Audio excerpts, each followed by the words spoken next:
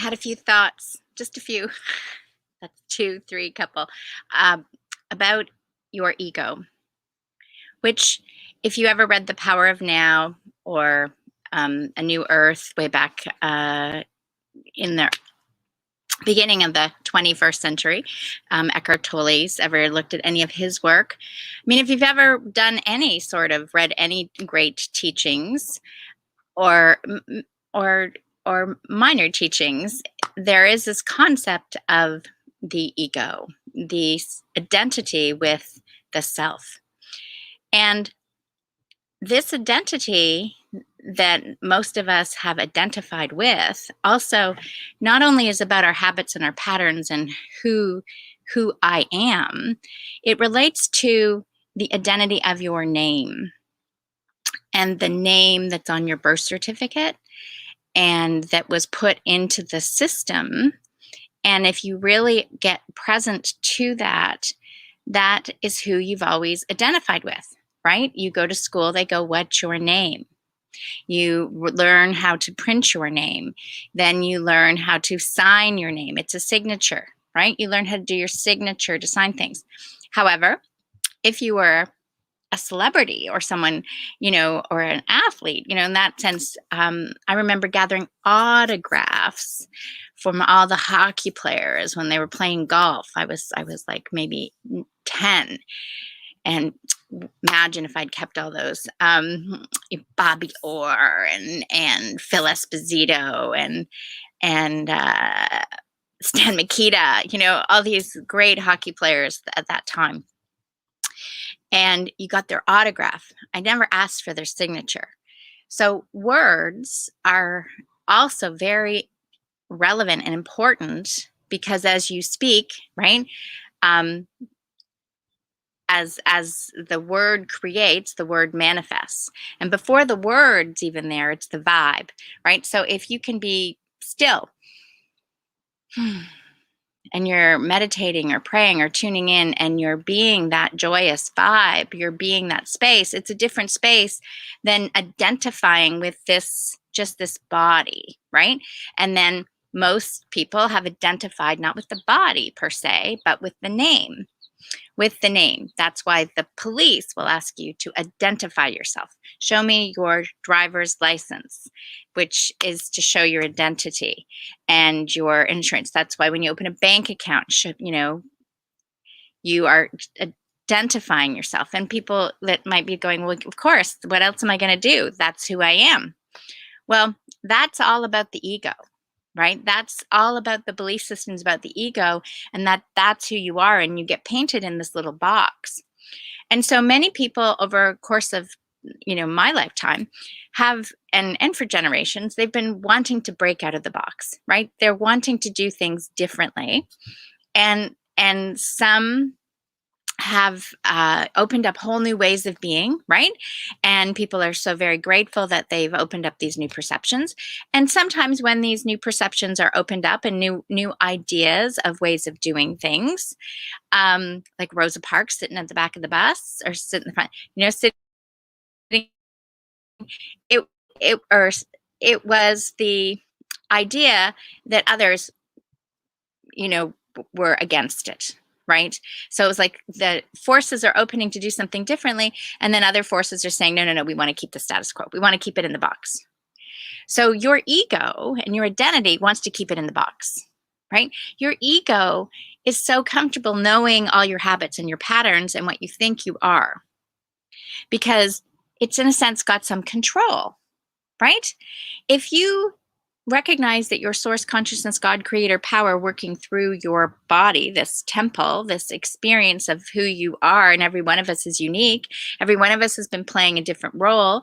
And if you really grasp the concept of what life is, you realize that there's so much more than just this experience. It's a very multidimensional universe, and time is only in our perception. So life goes on and on and on.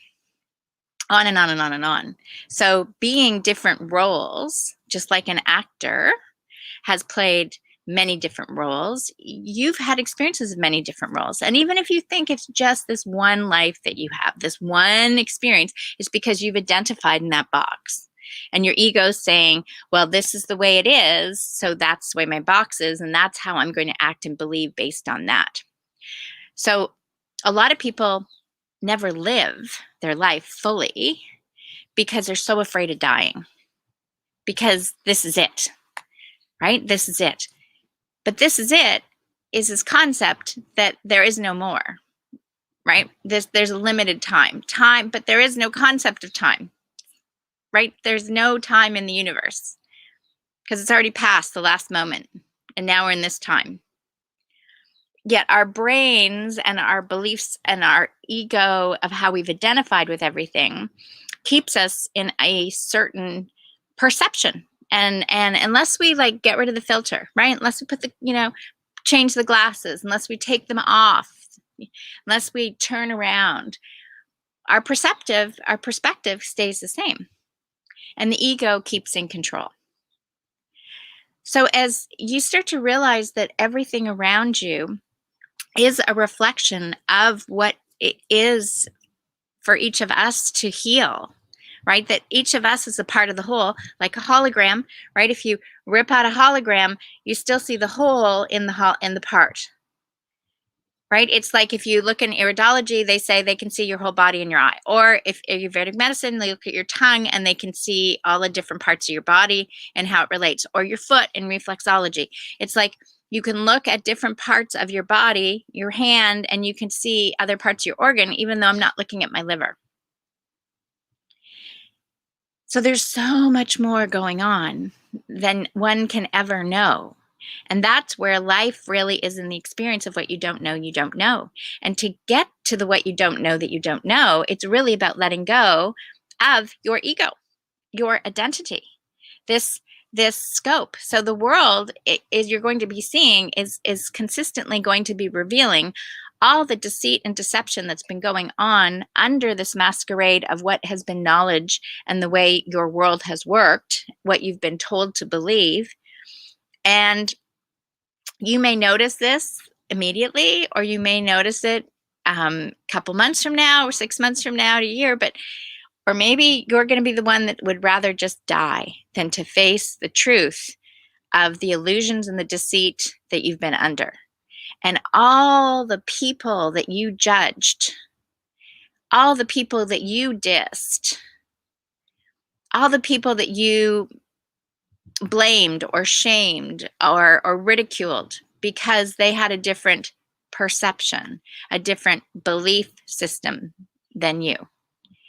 And you might discover that there's actually now, oh my God, that seems more truth than what you believed before.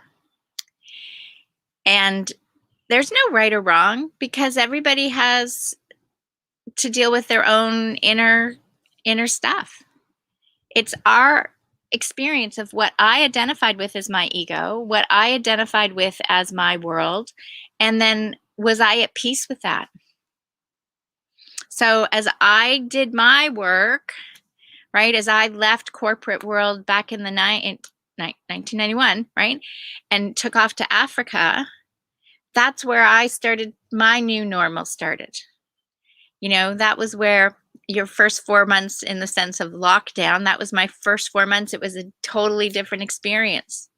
It became wow.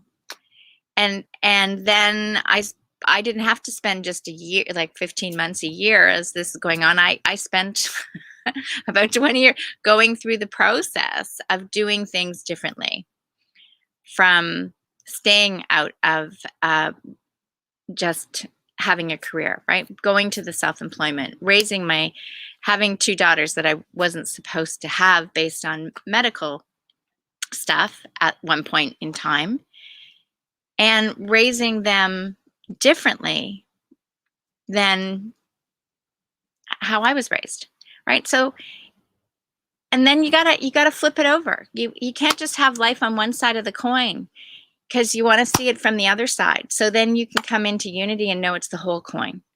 And from my perspective, that's all that's going on right now, is we're having this huge awakening, this huge global transformation, as we're really recognizing and empathizing with what people of color, what indigenous people, what the history has inflicted on generations and the stories that we've believed to be true. And we've never really paid attention to what others have really experienced until it gets confronted here. And that's usually what happens, right? It's like, not in my backyard, doesn't really matter until it happens to me. And now it's all happening to everybody. People are starting to see that it's their experience, and how each of us manages our experience is how we manage our experience. And if you're happy and joyous and loving and peaceful and kind and going with the flow and able to be responsible for the thoughts that come to you and the actions that are within you, then that's freedom. And if you're feeling still victimized by it, that's where you might want to reach out and say, okay, I need to learn how to break out of this, because the ego wants to keep you being a victim. The identity wants to keep you being a victim, thinking that somebody else has power over your life. Your God, source, consciousness, creator, incarnate.